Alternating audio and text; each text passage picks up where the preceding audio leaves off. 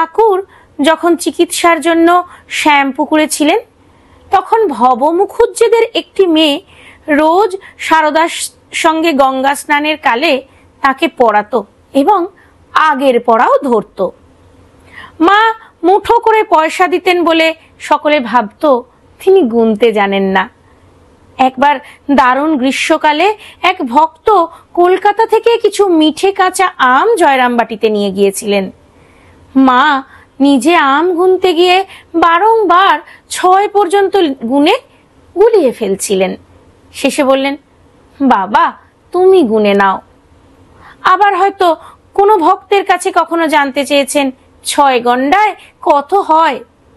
ভক্তের উত্তর শুনে তিনি শিশুর মতো হেসে উঠেছেন।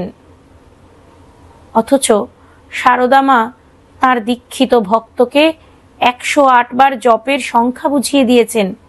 নিজেরও লক্ষ জপের সংখ্যার হিসেব রাখতে পারতেন তিনি। আসলে অবগুণ্ঠনবতী অন্তর্যামী মা সারদা নিজের দৈব স্বরূপকে গোপন রাখতে পারতেন।